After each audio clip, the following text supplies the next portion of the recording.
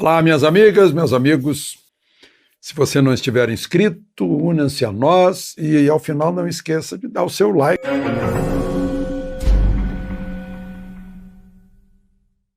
Bom, eu não sei se vocês já ouviram falar, certamente ouviram falar no Credit Suisse. É um banco que é uma espécie de referência financeira no planeta Terra, no mundo financeiro, pois o Credit Suisse está dizendo que a moeda brasileira é uma das moedas mais confiáveis entre os países emergentes. Ela está junto com a moeda sul-coreana, o won, e junto com o rublo russo, em termos de confiança. E graças às exportações brasileiras, que dão força à nossa moeda, portanto, graças ao agro, e que recomenda aos investidores, né, a confiança na moeda brasileira. Eu vi essa moeda nascer. Eu fui o primeiro a anunciar o nascimento dela. Dei o furo do real, né? E está aí. Uma moeda estável. Nós não tínhamos moeda, era o dólar, porque a nossa moeda se desvalorizava à razão de 84% ao mês. Isso não é moeda, né? E, enfim, veio uma moeda estável. A moeda é a referência material de um povo. Nós temos referências morais, éticas, espirituais, mas a referência material é a moeda. É que serve para todas as transações, para a valorização material. E a gente fica sabendo disso, temos que homenagear aí o agro e o Banco Central, que é o guardião da moeda. Bom, gente, vocês devem saber, eu já comentei aqui, era o meu candidato a presidente da República sempre. Ele está com 85 anos hoje, nunca se meteu em política, Ives Gandra Martins. Ele publicou um artigo no Estadão de hoje constatando, infelizmente, que um ovo de tartaruga vale mais para a lei brasileira que um óvulo humano. O ovo de tartaruga, se alguém destruiu um ovo de tartaruga, lembra Ives Gandra, pela Lei 9.605, de 1993, né, comete crime e pode ir para a cadeia. No entanto, há 13 anos, o Supremo autorizou o aborto. A despeito de a Constituição brasileira, no artigo 5º, no seu caput, dizer que a vida é inviolável, né? O direito à vida é inviolável. Ele também aproveita no mesmo artigo, para lembrar que num país em que quase todos nós sofremos uma redução de 25% na nossa renda, em média, que o Supremo não permitiu que houvesse uma redução na folha de pagamento dos nossos servidores, aqueles que sustentamos pelo pagamento de nossos impostos e que decidiram ser servidores do público. Uma boa lembrança de Ives Gandra. O presidente da República indicou o seu ministro-chefe da Secretaria-Geral da Presidência da República, o Jorge Oliveira, para o Tribunal de Contas da União. Ele passou na sabatina do Senado e o Senado o aprovou por 53-7. Votaram 60 dos 81 senadores, 53-7. Vitória do indicado pelo presidente da República. São 9 os ministros do Tribunal de Contas da União, que é um órgão do Legislativo, não é um órgão do Judiciário. O presidente da República desses 9 tem direito a indicar 3. Um dele próprio e mais 2 que pega da carreira de auditores, né, do Ministério Público de Contas, né? E os outros 6 são indicados pela Câmara e pelo Senado. Em geral, uma espécie de aposentadoria para deputado ou senador que não foi reeleito, né? Não se exige aí sabedoria de contas, que seja formado em contabilidade ou em economia ou algo similar.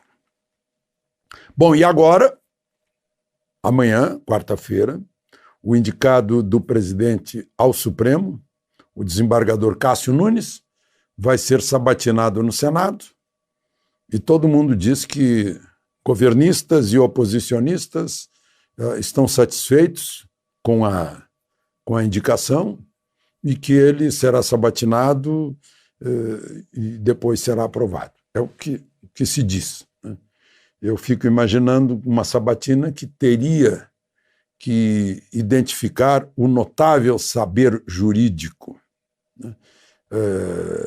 Mas eu acho que vão ficar perguntando sobre as inconsistências ou incoerências ou desinformações ou enganos ou pedindo explicações sobre o currículo que ele apresentou.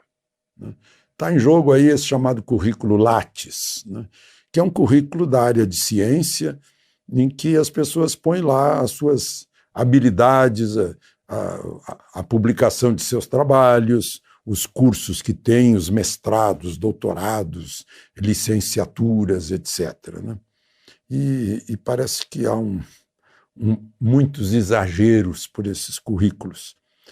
E como é preciso ter ilibada conduta, além do notável saber jurídico, quem falsifica o currículo não tem ilibada conduta, né? Mas isso vai ser decidido na sabatina lá no Senado.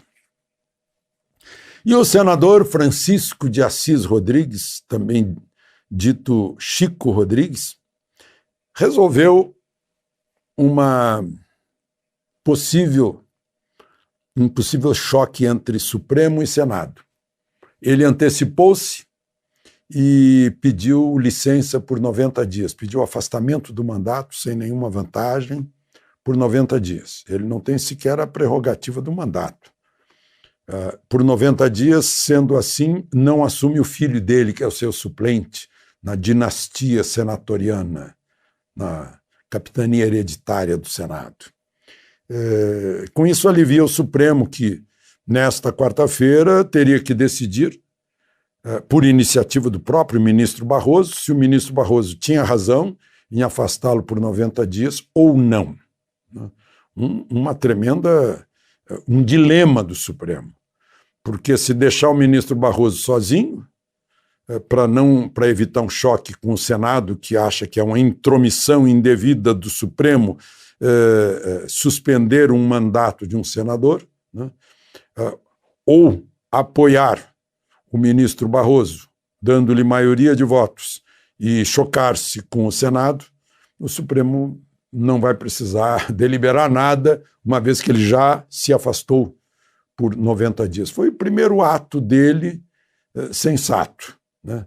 Porque foi uma insensatez. Aliás, ele provavelmente foi traído pelo seu inconsciente. Freud explicaria isso, né? Quando a polícia entrou, se identificou, ele sabia que era a polícia, tentou esconder o dinheiro. Depois, com isso, houve uma confissão, né? Ao enfiar o dinheiro no traseiro, ele confessou que o dinheiro é um dinheiro sujo, né? Sujo, literalmente sujo, de origem, né? E depois tentou explicar que era dinheiro para os funcionários dele, que teve um impulso. É uma explicação pueril, né? Foi, de novo, um gesto de confirmação de culpa.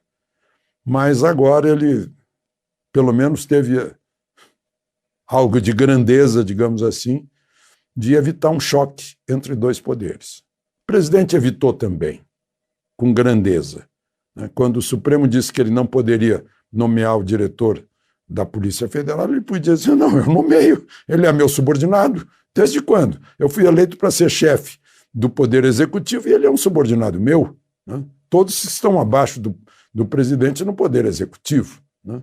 Poderia ter feito isso. Ele não fez, para não criar caso com o Supremo. Mas agora o Senado já criou caso com o Supremo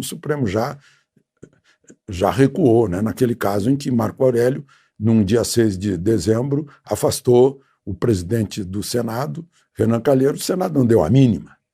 Aí o Supremo teve que voltar atrás. Bom, por fim, queria lembrar que o governador João Dória, quando prefeito, fez uma campanha asfalto novo. Gastou 12 milhões no asfalto novo, no asfalto em si, e 14 milhões na propaganda para ele se eleger depois governador. E o caso está na Justiça, e agora o juiz da Vara de Fazenda Pública, da 14ª de Fazenda Pública, da Justiça de São Paulo, Justiça Estadual, não é a Justiça Federal, onde corre um processo por improbidade, bloqueou quase 30 milhões do patrimônio de João Dória por causa disso. Está com o patrimônio bloqueado e tentando vacinar todo mundo. De Brasília, Alexandre Garcia.